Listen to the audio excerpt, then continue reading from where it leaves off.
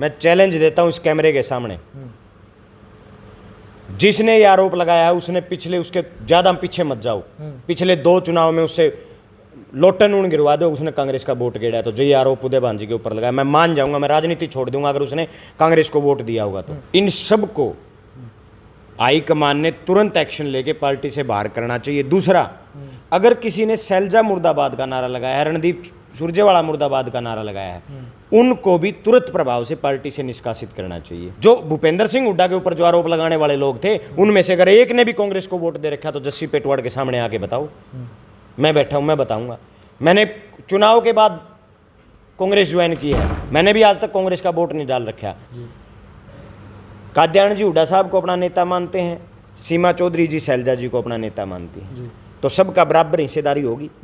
फिर ऐसा क्या हुआ कि चंद बीजेपी के एजेंटों ने दीपक बाबरिया, अब दीपक बाबरिया को प्रदेश का प्रभारी हुड्डा साहब ने तो नहीं लगाया, दीपक बाबरिया जी को प्रभारी तो मल्लिकार्जुन खड़गे जी और राहुल गांधी ने लगाया, पार्टी हाईकमान ने लगाया है, उनकी भी मुर्दाबाद के नारे लगा दिए। नारे लगाए, कांग्रेस की टिकट ले चुके पहले। अगर मैं भूपेंद्र गंगवा की बात करूं, पिछली बार टिकट थी उनके पास, तो जीती जिताई सीट खो दी ना। क्यों राज नहीं आया कांग्रेस का? क्योंकि गलत टिकटें बटी। जिन सीटों पे कांग्रेस विनिंग पोजीशन में थी वहां जमानत जब्त होगी कांग्रेस की, गलत लोगों को टिकट देने से। तो उन लीडरों की बात कर रहा हूं मैं, उन 100 में से उन 70 लीडरों ने यहाँ कैप्टन अभिमन्यु को वोट डाल रखा है।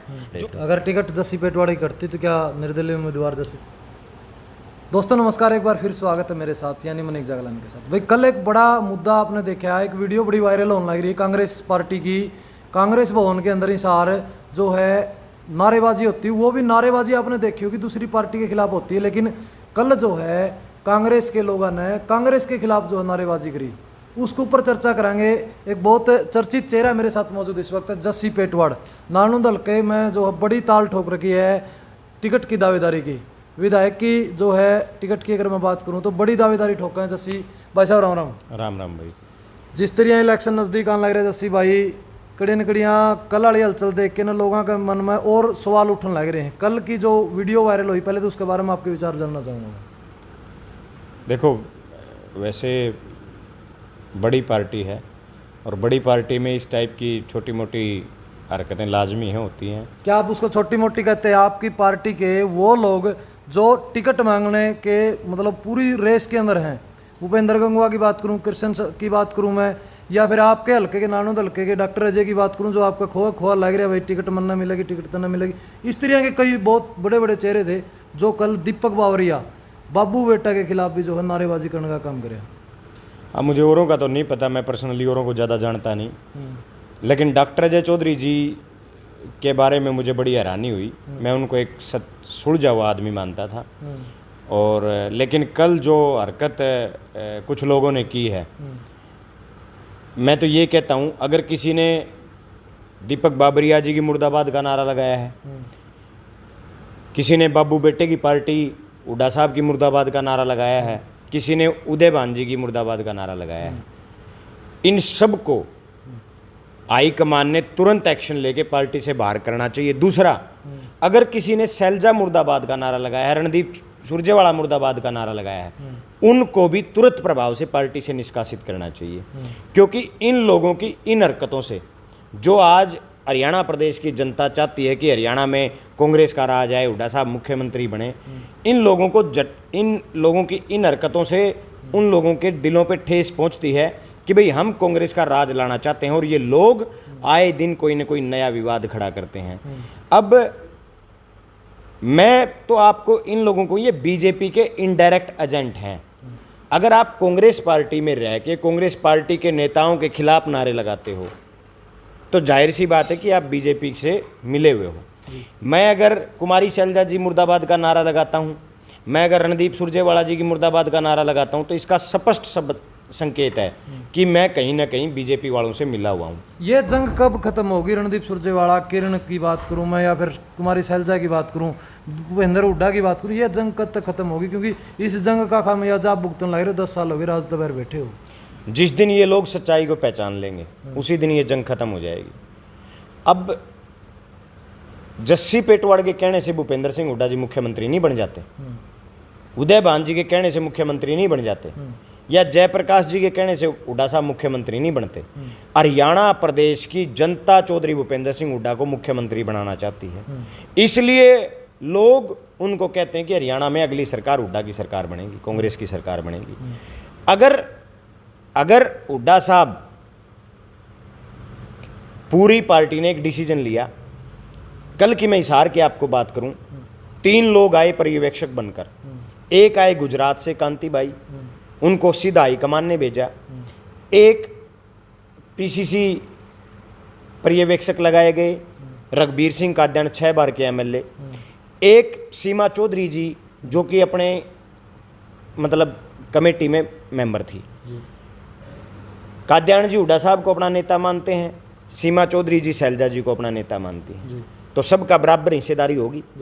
फिर ऐसा क्या हुआ कि चंद बीजेपी के एजेंटों ने दीपक बाबरिया, अब दीपक बाबरिया को प्रदेश का प्रभारी हुड्डा साहब ने तो नहीं लगाया, दीपक बाबरिया जी को प्रभारी तो मल्लिकार्जुन खड़गे जी और राहुल गांधी ने लगाया, पार्टी हाईकमान ने लगाया है, उनकी भी मुर्दाबाद के नारे लगा दिए। एक बड़ा सवाल बीच में पैदा हो गया है। आप कह रहे हो बीजेपी के एजेंट, पहले टिकट मिल चुकी है, जो लोगों ने, जिन लोगों ने नारे लगाए, कांग्रेस की टिकट ले चुके पहले। अगर मैं भूपेंद्र गंगवा की बात करूं, पिछली बार टिकट थी उनके पास, तो जीती जिताई सीट खो दी ना। क्यों राज नहीं आया कांग्रेस का? क्योंकि गलत टिकटें बटी। जिन सीटों पे कांग्रेस विनिंग पोजीशन में थी वहां जमानत जब्त होगी कांग्रेस की, गलत लोगों को टिकट देने से। ये हालात अब की बार भी बन सकते, क्योंकि हालात दिखने शुरू हो गए हैं। अगर ये हालात अब की बार भी बने, जिसकी उम्मीद नहीं है, क्योंकि हाईकमान ने तय कर दिया है, किसी को प्रभारी, जैसे शैलजा जी को जिम्मेवारी दे दी छत्तीसगढ़ की, रणदीप जी को जिम्मेवारी दे दी कर्नाटक और मध्य प्रदेश की। हुड्डा साहब के भरोसे हाईकमान हरियाणा में हुड्डा साहब के भरोसे है कि भाई हुड्डा साहब हमें सरकार बना के देंगे। अगर ऐसी पोजीशन फिर बनी तो संभावना बिल्कुल कंफर्म है कि उसका फायदा बीजेपी को होगा, कांग्रेस को नुकसान होगा गलत टिकटों का। पिछली बार 15 से ज़्यादा टिकटें ऐसी हैं जहां कांग्रेस विनिंग पोजीशन में थी, लोग बीजेपी को हराना चाहते थे, लेकिन गलत टिकटों की वजह से वहां बीजेपी नहीं, जेजेपी वाले फायदा उठा गए या बीजेपी फायदा उठा गई, कांग्रेस का नुकसान हो गया। उदय वांझी की अगर मैं बात करूं, कल उदय वांझी के ऊपर एक बड़ा आरोप लगाया गया कांग्रेस के लोगों के द्वारा, मैं तो कांग्रेस के कहूँगा, आप बीजेपी के एजेंट बोल रहे हैं उनको, कि वो हुड्डा साहब की गुलामी करते हैं। मैं चैलेंज देता हूं इस कैमरे के सामने, जिसने ये आरोप लगाया है उसने पिछले, उसके ज़्यादा पीछे मत जाओ, पिछले 2 चुनाव में उससे लोटन ऊन गिरवा दो, उसने कांग्रेस का वोट गिरा, तो जो ये आरोप उदय वांझी के ऊपर लगाया, मैं मान जाऊंगा, मैं राजनीति छोड़ दूंगा अगर उसने कांग्रेस को वोट दिया होगा तो। और बताओ, इससे बड़ी बात मैं कुछ नहीं कह सकता। ये सारे के सारे लोग, अब नारनौंद की बात कर लो, 52 साल से कांग्रेस क्यों नहीं है? क्योंकि यहाँ 70% से ज़्यादा लोग खाते कांग्रेस के हैं और वोट बीजेपी को देते हैं जी। ये हालात हैं। पिछले 2 चुनाव में जिन लोगों ने पूरे 10 साल कांग्रेस के राज में मड़ाई खाई, पिछले 2 चुनाव में 70% लोगों ने बीजेपी को वोट दे रखा है। तो उन लीडरों की बात कर रहा हूं मैं, उन 100 में से उन 70 लीडरों ने यहाँ कैप्टन अभिमन्यु को वोट डाल रखा है। जो भूपेंद्र सिंह हुड्डा के ऊपर जो आरोप लगाने वाले लोग थे, उनमें से अगर एक ने भी कांग्रेस को वोट दे रखा तो जस्सी पेटवाड़ के सामने आके बताओ, मैं बैठा हूं, मैं बताऊंगा। मैंने चुनाव के बाद कांग्रेस ज्वाइन की है, मैंने भी आज तक कांग्रेस का वोट नहीं डाल रखा, लेकिन बड़ौदा चुनाव में हुड्डा साहब के नेतृत्व में जी जान से मेहनत करी, गंगाना गांव में ड्यूटी लगी, 1300 वोटों से बालू जीता, कांग्रेस का उम्मीदवार जीता। आदमपुर उपचुनाव में मेरी ड्यूटी लगी काली रावण गांव में, जयप्रकाश जी 52,000 वोट लेके बेशक हारे, लेकिन काली रावण गांव से 900 वोटों से जयप्रकाश जी जीत के निकले। ये लोग खाते कांग्रेस की हैं, फायदा बीजेपी को पहुंचाते हैं। आप कैसे जीत पाओगे? आपकी मेहनत की अगर बात करी जाओ तो आप लगातार फील्ड में लगे हुए, अभी तक तो मैं अगर और विधायकों की बात करूं, सोचने भी कौन लग रही है किस तरीके से जो है आगे का कैंपेनिंग चलाने, और आप लगातार चलन लग रहे हो। घर में रोड़ा मैच रहा है, घर रहना तो कुकर जीतोगे, बाहर तो जब जीतोगे नहीं, किसी का रोड़ा नहीं। जिसके ऊपर जनता का आशीर्वाद होता है, दूसरे कोई कुछ करी जा कोई फर्क नहीं पड़ता। नारनौंद हल्के के जितने चौधरी सारे कैप्टन गल लाग रहे थे, सरपंचा की बात कर लो, जितने चौधरियां की बात कर लो, पूर्व प्रत्याशियों की बात कर लो, सारे कैप्टन अभिमन्यु के साथ खड़े थे टोटली। जो पूर्व प्रत्याशी रहे कांग्रेस से, बीजेपी से रहे, वो सारे कैप्टन के साथ थे। दादा गौतम चुनाव लड़ रहा था, जस्सी पेटवाड़ चुनाव लड़ रहा था, ठीक है, कांग्रेस से बलजीत सियाग चुनाव लड़ रहे थे। इनके अलावा जितने पूर्व प्रत्याशी बचे हुए थे सारे कैप्टन साहब की गाड़ी में बैठे थे, लेकिन आम लोगों ने कैप्टन साहब के घमंड को और कैप्टन साहब की जो उनकी छवि थी उसको देखते हुए आम लोगों ने फैसला कर रखा था कि भी इस बार अभिमन्यु नारनौंद से विधानसभा नहीं जाएगा। आम लोगों ने राह दिया। तो जिसके ऊपर जनता का आशीर्वाद होता है, जिसके ऊपर चौधरी भूपेंद्र सिंह हुड्डा का आशीर्वाद है, वो आदमी जीतेगा, चाहे चौधरी कितने खिलाफ हुए रहे। दादा गौतम की अगर मैं बात करूं, या फिर और भी बहुत से कयास लगाए जाने लग रहे हैं, जोगीराम से आग की बात करूं, वो कांग्रेस ज्वाइन कर नारनौंद की बात करी जाओ, नारनौंद के ऊपर निशाना है कि नारनौंद तो चुनाव लड़ाएंगे। अगर ये लोग उड़ा हुए हैं तो आपकी टिकट कितनी सुरक्षित मानना आपने? कांग्रेस टिकट उसको देगी जो जिता हुआ उम्मीदवार होगा। हाईकमान ने राहुल गांधी जी के नेतृत्व में ये फैसला हो चुका है कि जो आदमी जीतेगा, सर्वे में जो आदमी जीत के आएगा, उसी आदमी को टिकट दी जाएगी और मेरिट बेस पे टिकटें बांटी जाएंगी, ना कि ये कोटा सिस्टम, ये फलाने के कोटे में, ये धकड़े के कोटे में। ऐसा कोई सिस्टम कांग्रेस में नहीं चलेगा अब। और मुझे पूरी उम्मीद है, अगर मैं जिताऊ उम्मीदवार हूं तो मेरी टिकट कोई नहीं काट सकता। मेरिट बनाने के लिए आप लगातार लगे हुए क्या? बिल्कुल, मेरिट बनाने के लिए तो 4 साल से हर घर, आखिर 4.5 साल से हल्के के आखिरी घर तक हमने पहुंच बनाई है। मेरिट बनाने के लिए बनाई है, लोगों के दिलों में जगह बनाने के लिए इतनी मेहनत की है कि लोग ये कहे नहीं भाई, जब भी हमें जरूरत थी जस्सी पेटवाड़ खड़ा था, ये बरसाती मेंढक नहीं खड़े थे। अगर टिकट जस्सी पेटवाड़ की कटती तो क्या निर्दलीय उम्मीदवार जस्सी टिकट ही नहीं कटेगी। जिसकी टिकट मेरिट बेस पे, जिसकी टिकट हाईकमान कहेगा, जिसकी टिकट चौधरी भूपेंद्र सिंह हुड्डा मांगेंगे, जिसकी टिकट उदय भान जी मांगेंगे, जिसकी टिकट राज्यसभा सांसद दीपेंद्र हुड्डा जी मांगेंगे, जिसकी टिकट यहाँ से हिसार से लोकसभा का सांसद जो बन जाएगा, वो जिसकी टिकट मांगे उसकी टिकट कटेगी कैसे? यानी एक बात क्लियर होगी भाई, जेपी आड़ते चुनाव लोकसभा का लड़ेगा, इन बातों में बात क्लियर होने लग रही है। अगर इस गुट का शिकार हो जाते हो, जब का सवाल है मेरा ये, अगर इस गुटबाजी का शिकार आप होते हो, आपको टिकट नहीं मिलती, तब मैं आपसे ये सवाल कर रहा हूँ कि क्या जस्सी पेटवाड़ निर्दलीय उम्मीदवार होंगे, क्योंकि पहले भी चुनाव लड़ चुके हैं। हुड्डा साहब का आशीर्वाद और नारनौंद की जनता का जो आदेश आएगा, वो 100% नारनौंद की जनता के जो आदेश होगा 100% उस आदेश को पूरा करने का काम करेंगे, क्योंकि जनता जनार्दन भगवान है और लोकतंत्र में सिरों की गिनती होती है। तो संघर्ष में कोई कमी ना पहले छोड़ी थी ना आगे छोड़ेंगे। राजनीति उसका नाम है जहां चुनाव आपको लड़ना पड़ेगा। अगर आपको राजनीति में जिंदा रहना है तो चुनाव लड़ने पड़ेंगे।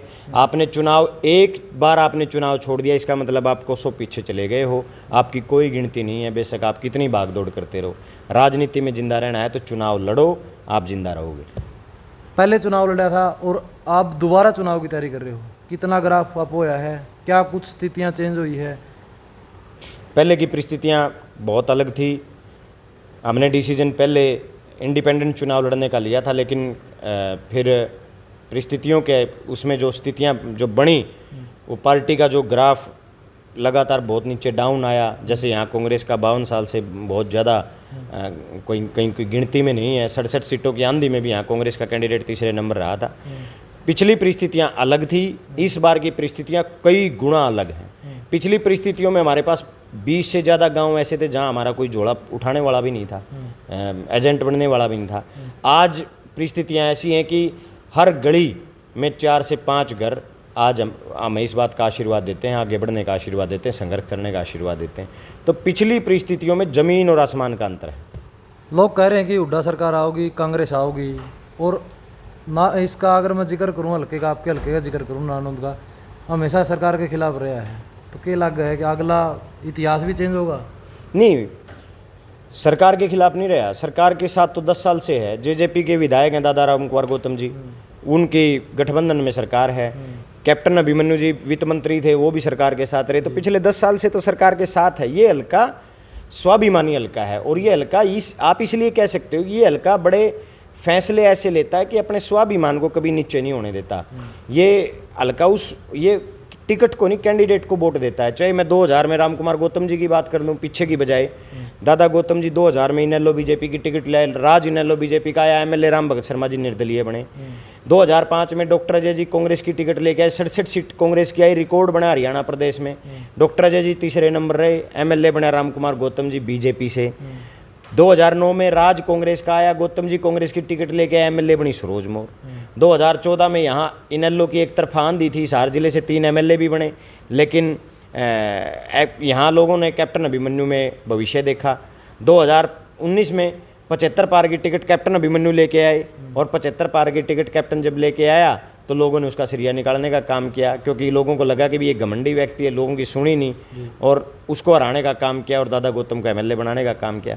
तो ये हल्का टिकटों की बजाय ये हल्का कैंडिडेट व्यक्ति विशेष को वोट देता है कि कौन व्यक्ति हमारे बीच रहा है, किसने हमारी सुनवाई करी है, कौन व्यक्ति हमारे आत्मसम्मान को ठेस नहीं पहुंचाता, कौन व्यक्ति हमारा मान सम्मान करता है, बड़ों की इज्जत करता है, छोटों को साथ लेके चलता है, उस व्यक्ति को वोट देता है।